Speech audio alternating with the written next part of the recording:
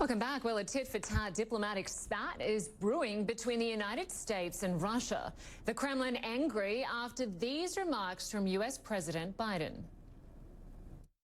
He will pay a price. We had a long talk, he and I. I know him relatively well. And the conversation started off, I said, I know you and you know me. If I establish this occurred, then be prepared. So you know Vladimir Putin. You think he's a killer? Mm-hmm. I do. So what price must he pay? The price he's going to pay, well, you'll see shortly. Russia is calling the comments unprecedented, saying the U.S. leader, quote, definitely does not want to improve relations. Well, the Kremlin has since recalled its ambassador to the U.S. back to Moscow for what it says are necessary consultations on future relations with Washington.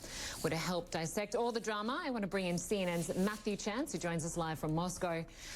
Mathew, the U.S. president certainly did not mince his words in declaring the Russian president a killer. And the Kremlin obviously already saying that those sort of comments are unprecedented. Yeah, and they're not happy about that sort of designation by President Biden of the Russian leader as being a killer, and they've made some pretty critical remarks of that. Vladimir Putin himself, in fact, over the past hour or so has been speaking on national television, giving his reaction to those remarks. When he was asked by one of the reporters what would he say in response to President Biden, he said, well, I would wish President Biden health and wish him, well. And he said, I say that without joking or without any irony. Which is a strange thing to say.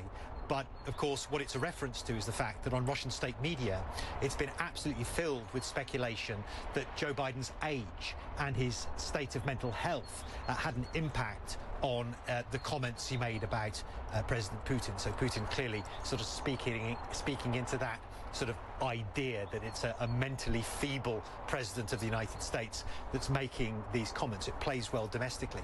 It didn't stop there. Putin went on to say that people tend to see others as they actually are themselves. He was sort of voicing this sentiment that basically translates as it takes one to know one, or something like that. He went on to raise the genocide of Native American tribes in the United States or in America, to raise the issue of slavery, the bombing by the United States of Japan with nuclear weapons in the Second World War.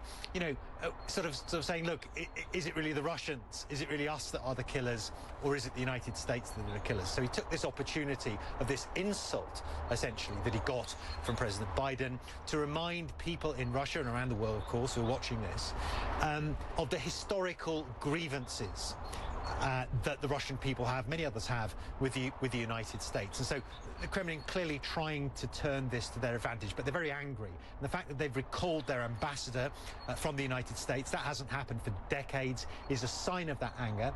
And it's also a sign that they are concerned that this relationship with the United States, which has been fractious for several years, is going to get worse before it gets any better. Lynda. Yeah, it certainly sounds that way. Mathew Chance for us in Moscow. Good to see you. Thank you.